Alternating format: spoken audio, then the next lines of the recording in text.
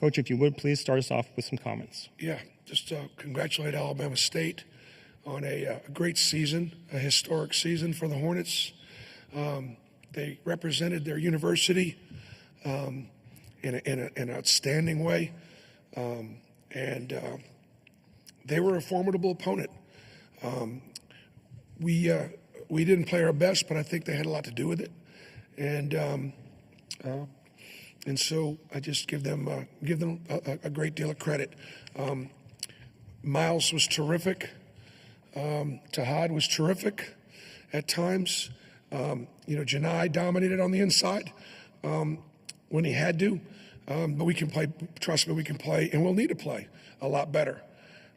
We missed 14 free throws. We made 18, and that's going to catch us in a close game. These next games got a chance to be closer, so we got to, sharpen up in that area. And that's part of that is valuing possessions. And if there's one thing I can get my guys from this point forward to lock into right now, did we value every possession on the defensive end? Did we value it on the offensive end, scoring through contact, or we just rely on the whistle? And then would we finish plays? And that's the biggest difference right now between the way we were playing earlier in the season and the way we're playing right now. And you can do that against a team that you're better than, but you can't do that. We won't be able to do that from this point forward. Questions for the student athletes? In the back on the left, please. Isaac Bourne, Major Madness. For any of the three players, how much of you guys did you watch Alabama State's trap defense in that first opening game that they played earlier the other day? Can we start with Johni, please? We knew they was a very scrappy team. We knew they changed their defense up a lot. They go man, they go 1-3-1, and they go 2-3. That's a good strategy. They try to make us take a lot of tough twos. They doubled and trapped the baseline and the post. So shout out to them for having a game plan, but we have to play better. Third row here on the right, please. For Johni, right-hand CNBC 13 in Birmingham, you set a program record for double-doubles this season with your game today. What does that mean to you? Obviously, we talked about that before the season when you tied it, but now to pass it, what does that mean? It means a lot, to solidify my name in Auburn history and kind of give back to the university. In the front on the left. Michael Giddens, War Report, Auburn. Miles, you started the game on a heater, 4-4 from 3. Can you talk about what it's like to get in a zone so early in your first NCAA tournament game with Auburn?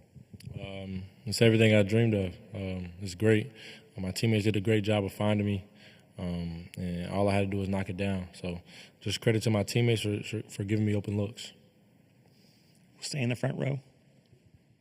Justin Ferguson, Auburn Observer. Chaney, big bounce back game for you after a few in a row where you had been kind of statistically limited. Just how did it feel? Anything different for you in this game? Just how did it feel to bounce back the way you did with your scoring and your rebounding? All credit to my Lord and Savior Jesus Christ. Without Him, I wouldn't be here. I wouldn't have these opportunities that I have. It's a great feeling coming off a bad string of games, just being there for my team.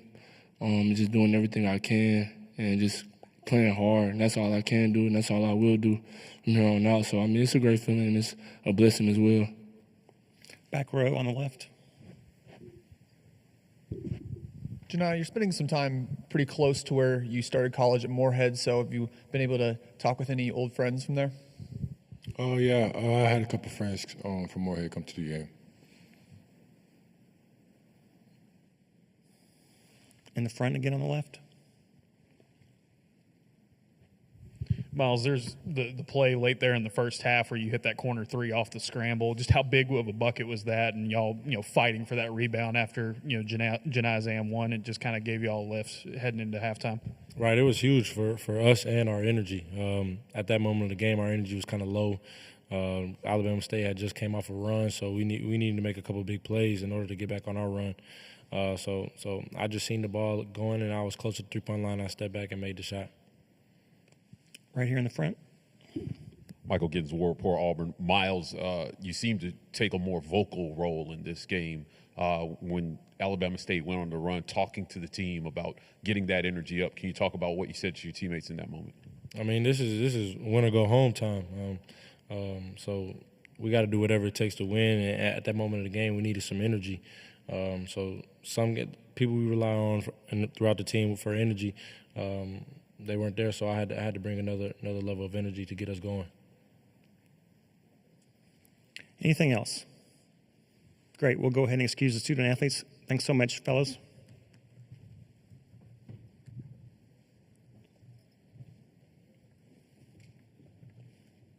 And more questions for Coach Pearl, please. Right here in the front. Coach, you're back in the first round. Obviously, you guys lost to Yale this year. Can you talk about what you talked about your team earlier in the season? You said before Florida, you didn't do a good job of letting the team know what that game meant to Florida. Again, what did you tell your team in this first round about Alabama State potentially wanting to come in with the upset and nothing to lose? Well, that Alabama State had already accomplished more than most of the guys on my team. Dylan Carwell, Johni Broome, J.P. Begees, and Chris Moore are the only guys on my team that have won an NCAA tournament game going into this game. Alabama State, that whole team had already won a game. That whole team had accomplished more than our team had accomplished. Going back to Yale, we played better against Yale than we did tonight. Give Alabama State credit. Third row on the right. Coach, with the big game that Miles had today, and he talked about the energy, how big is that going down the stretch on Saturday and then potentially moving forward, having him like that? Well, I think what it does and what gets rewarded is Miles is one of the most consistent trainers, puts the time in, and is disciplined.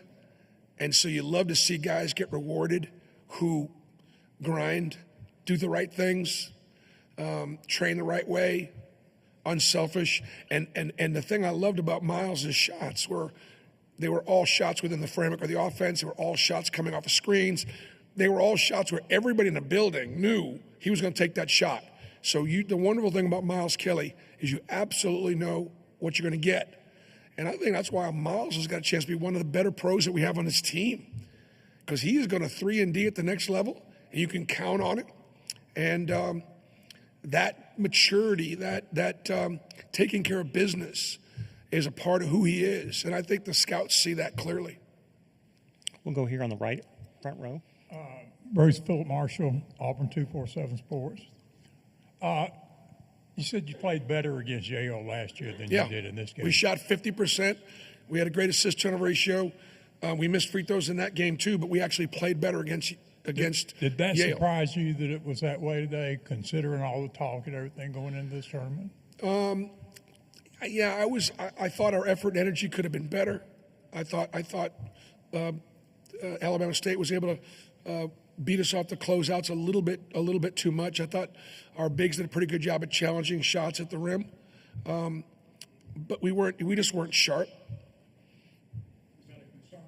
I think the other thing too is, like, the one thing you can control. Our teams always play with great effort and energy. You have to, or our system doesn't really work. And I just didn't think we did tonight. Fourth row on the right.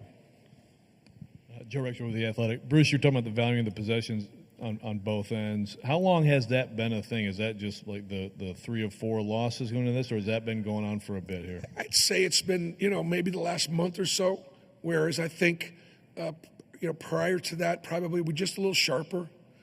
And, valuing a possession is making free throws. Value of possession is not having a careless turnover. Forced turnovers will happen.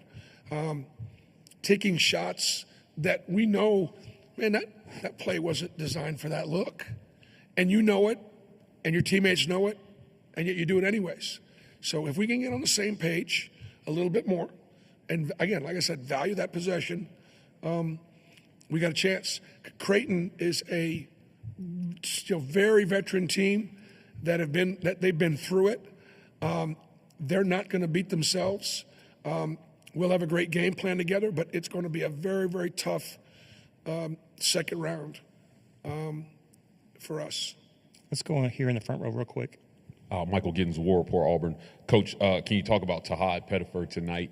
0 for 8 in his last game, bounces back 5 for 9, 16 points, 5 rebounds, 5 assists. Can you talk about the true freshman in his first NCAA tournament game? Great to see him bounce back, and great to see him, even after he missed his first couple shots, and you're like, oh, this is going to continue. He just obviously lit up. And the thing I liked about his game tonight, he was better defensively. He got 50-50 balls and rebounds. He used his speed and his quickness and his athleticism. Alabama State's a very quick, very athletic team. And Tahad Pettiford is as quick as any of them out there. And I thought his presence was a huge spark for us coming off the bench. Both he and Chaney Johnson, if you look at Todd was plus 22, Chaney was plus 19. Those two guys had played great for us coming off the bench. Fourth row on the right. Yeah, Bruce, Ben Baby with ESPN. Given what you said about the lack of sharpness, how well Creighton plays, do you feel like y'all played well enough tonight to beat Creighton if they play at the level they're going to play at potentially that you think? Okay, I apologize. Could you ask that again? Yeah, given what you said about the lack of sharpness tonight, and maybe, leading into this game and how well Creighton can play and that they won't beat themselves, do you feel like y'all played well enough tonight to potentially beat a Creighton team that'll be firing on cylinders? No, we won't beat Creighton if we play like we did tonight. No. But we know we can play better. We know we can tighten things up, and that's the thing about the tournament. We will absolutely get to the next game. One of the things that we'll do, even a short period of time, we're going to look at today. We're going to look at it a little bit and go, okay, this is how we're going to be done on Saturday, okay, against a much better, much bigger, much different kind of a basketball team. So hopefully we can learn and look very pleased with the win. They're only, at the end of the day on Saturday, there are going to be 32 teams left, and Auburn's still one of them. Front row right here on the left. Bruce, you mentioned him earlier, though, 13-7 for Chaney. Kind of how he's struggled here down the stretch. But just what was it like for him and the team as a whole to get that lift today in the front court? Yeah, I think Chaney is like one of those guys that, like, 13-7 for me is like nothing for Chaney. Like, I think he's a 20-10 guy, even though he's not all the time. I just have that much confidence in him. Like, when he gets it, I think he's going to make a shot. When we get it inside, I think it's a bucket, or a foul. Chaney is able to. We did a lot of switching tonight. Chaney was terrific defensively, keeping guys in front. Again, another guy that does it the right way, trains the right way. Loves the Lord, puts the Lord first in everything he does. And so Chaney Johnson can call God anytime he wants to. They have a direct line. They have a direct connection. Staying in the front right here. Coach, after the loss to Tennessee, Dylan Cardwell said his message to his teammates was, we have to have a sense of urgency because if we lose another game, there's no more team meals. There's no more Auburn basketball. He wants to keep playing till April. Did you feel like that message set in and you said that you felt they were lacking energy? Was the urgency there, though? Yeah, I think Cap delivered the message. I think the message was great. His teammates understood it, and hopefully that message will be delivered again on Saturday. Staying in the front. Bruce, you mentioned about getting in transition. It felt like y'all were pushing the pace maybe a little bit more, especially off those defensive rebounds. How do you feel like you guys did it, kind of just speeding it up a little bit and trying to create some looks that way? We got a few easy ones. We could have done a better job attacking pressure. The 1-3-1 bothered us more than it should have.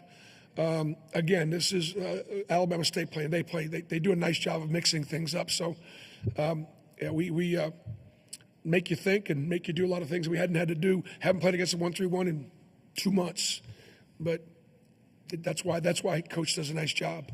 They're very versatile defensively. Coach, we appreciate your time. Thanks so much. Thank you.